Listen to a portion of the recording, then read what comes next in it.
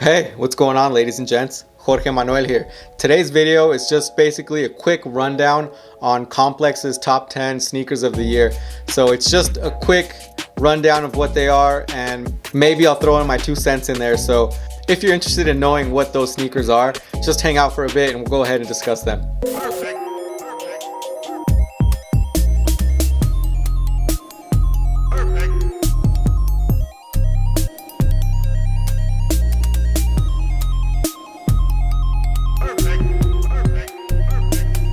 Help me out with the like and a subscription. As y'all know, there is a giveaway coming up real soon, and we are moving closer and closer towards that 250, and you don't want to miss out on that Jordan 1 high. Also, hit that bell just one time for notifications on when I drop the next video. In the next week or so, I'm going to drop about 3 videos, and in one of those I will discuss more details on that Jordan 1 giveaway. So I'm thinking about announcing which Jordan 1 I'm going to raffle off, and maybe I'll give y'all an option of 2 or 3. So definitely hit that bell for notifications so y'all can let me know what you think I should be raffling off. But let's go ahead and get this video moving. Before we get into the list, again, within the next week or so, I want to be dropping 3 videos. 2 of those will be my top 10 of the year. Now, it won't be shoes that I think are the best of the year. It'll be the ones that I was able to get my hands on. So stand by for that. I'm going to do those in 2 videos. I'm going to do one from 10 to 6 and then the other from 5 to 1. But let's go ahead and get started on this complex list. So go ahead and look in the description if you want to link to that video where you can see the full details and discussion of that complexcon panel. I believe it was Joe LaPuma, the people that I know, you know, Joe LaPuma, Fat Joe, Lil Yachty, and a couple other ones that I'm not too familiar with. So check out the link below. The video is about 45 minutes. This again is just a quick rundown. I'm thinking about 5 to 10 minutes, and I will try not to give my opinion too much since the people on the panel were experts and I'm definitely not an expert, although my opinion does matter just like every one of yours. So if you think different from the list or from what I'm going to discuss, drop it down in the comments and I will respond as I respond to most or all comments that are down there. So let's go ahead and move on with this list. In number 10, we got the Double Taps 992 New Balance.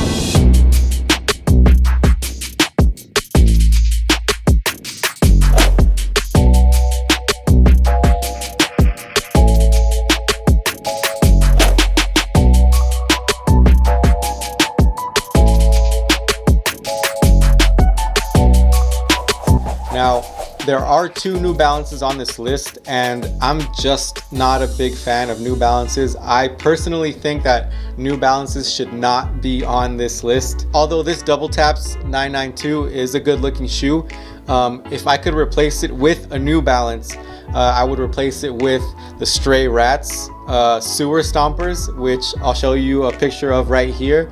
Now, those shoes are kind of ugly, but they are unique, and I think the whole theme of the shoe, they are from the Stray Rats brand, which I think is a South Florida brand, and the shoe is a sewer stomper, so I think that's just a dope theme overall.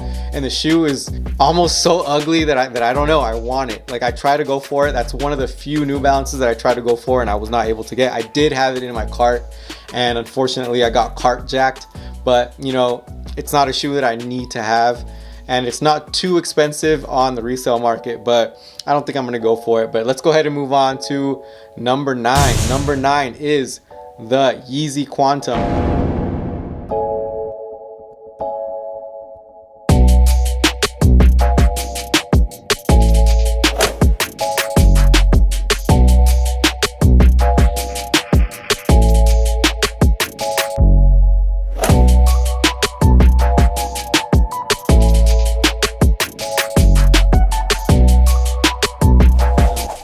Now, this is another one that I don't think should be on the list. And again, that's just my opinion. I just don't see how you can wear this shoe on the day-to-day.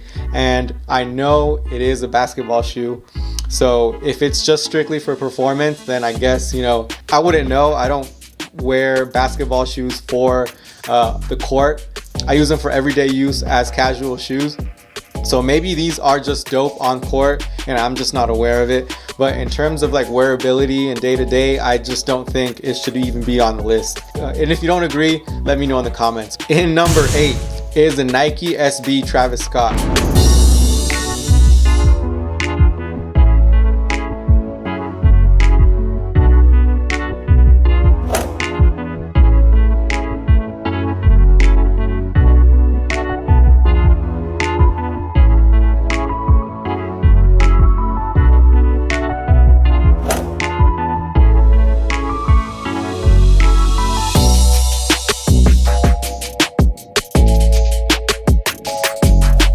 And this one definitely should be on the list. As y'all are aware of, SBs this year, this might have been the year of the SB. SBs this year went off, and just dunks in general went off this year. Even as early as last year, I don't recall dunks really making that much of an impact. I don't know if any dunk was on last year's top 10. There might have been, and correct me if I'm wrong, but this year we have 2 dunks in the top 10, and I'm very much with that. Now this Travis Scott SB, I believe, could have been moved up a few places up the list, because as soon as I let y'all know some of the next ones coming up, y'all might agree with me. Let's go ahead and move on to the next one. Number 7 is the Air Jordan 1 Dior.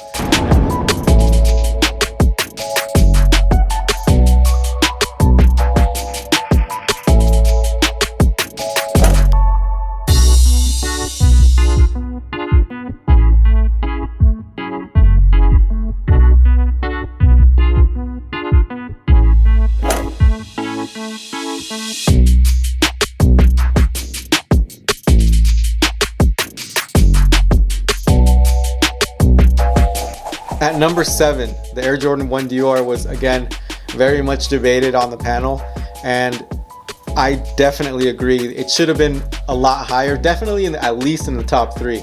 I don't see how other shoes that were ahead of it, and again you'll see in a bit, could have possibly been above the Air Jordan 1 Dior. Now the main argument for its placement was that it was just very hard to get. Not a lot of people get their hands on them. Even some people on the panel didn't get the shoe, and that kind of makes me happy just to know that certain shoes are unattainable for anybody. So I don't feel so bad when I get L after L, week after week on some of these shoes. So I don't feel so bad knowing that some of these guys that definitely got the plugs or the connections to get their hands on the more exclusive shoes, even they cannot get whatever they want. So okay, let's go ahead and move on to number 6. Number 6 is one that I definitely do agree with, and in terms of placement, but I wouldn't mind it being a little bit further on the list either. But it's definitely one that was one of my favorites of the year, and it's the Off-White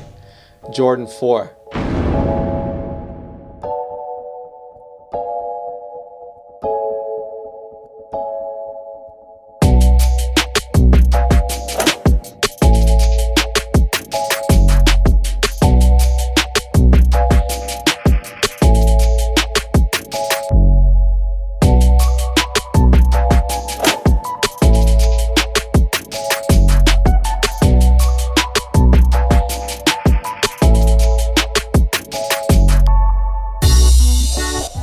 Off-White Jordan 4 came out in a women's exclusive.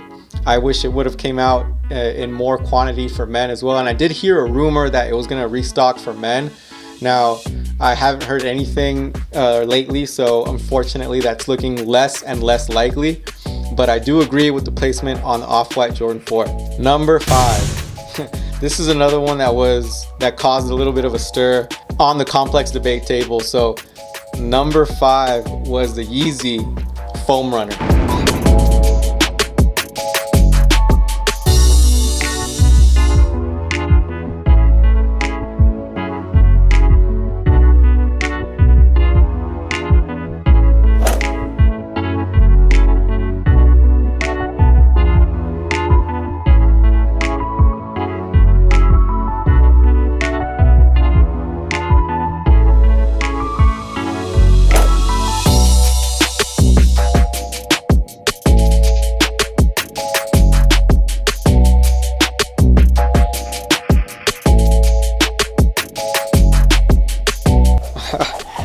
don't see how that was even considered, I don't see how that was even in the realm of possibility.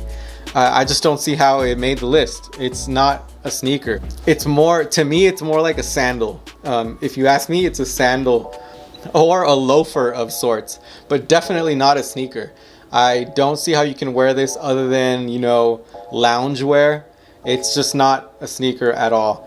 And I don't agree that it should even be anywhere near this list. If you don't agree, let me know in the comments, but the Yeezy Foam Runner is not a sneaker, should not be on this list. But it is one I want to get my hands on just because I hear it's so comfortable. So Kanye did say in an interview that he did somewhat the same thing with the 350. So he said that he got the idea for the 350 when he looked up the most sold shoe at the time, and that was the Nike Roshe runner.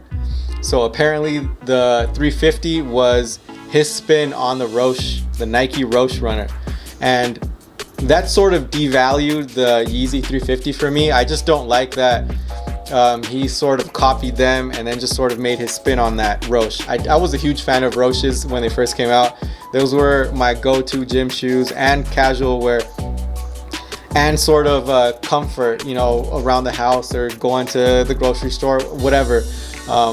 Those Roshes were dope for me, but to know that Yeezy sort of took that idea and put his spin on it is just kind of just devalued it a little bit for me. And similarly with the Foam Runner, it just kind of takes away a little bit from the design. But let's move on. Number 4 is another New Balance, and again, I don't think they should be on the list, especially not at a number 4. The number 4 was the Joe Fresh Goods 992.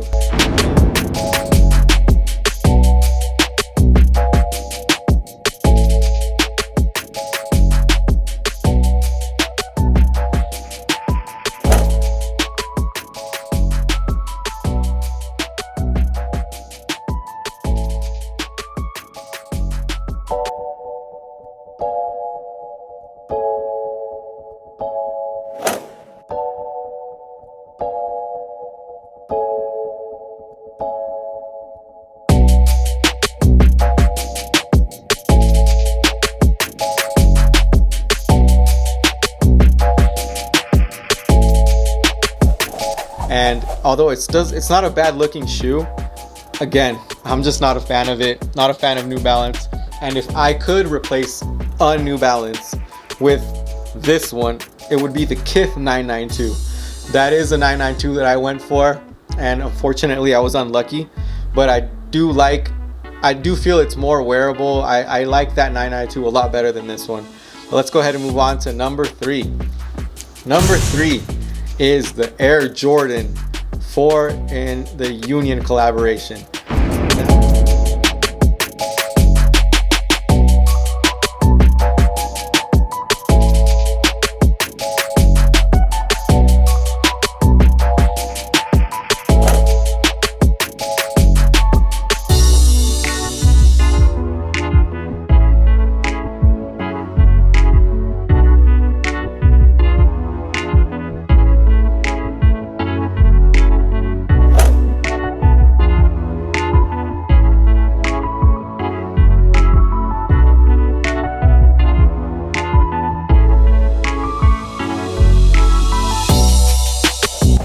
It was a shoe that wasn't very popular when it was announced. The comments were just destroying this shoe when it first came out.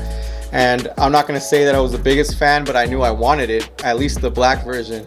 Unfortunately, I couldn't get the black version, but the more exclusive one was a guava pair, and I was able to get my hands on that. There is a review on that if you want to go back and take a look.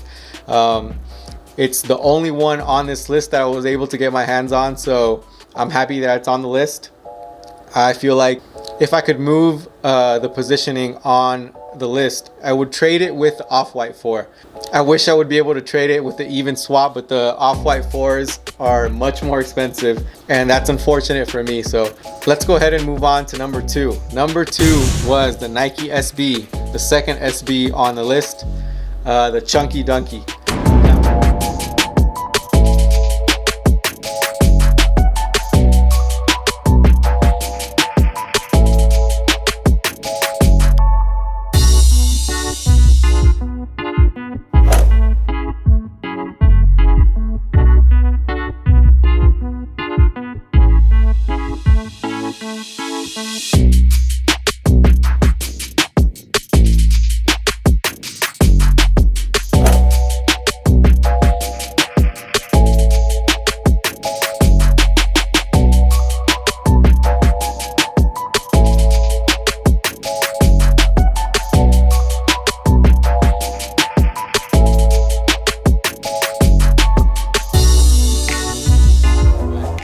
not lucky enough to get the shoe. A lot of people weren't, but I definitely agree with the placement on this list. It's perfect placement in my opinion.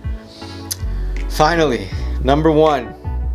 Number one is the Off-White Air Jordan 5 in the black colorway.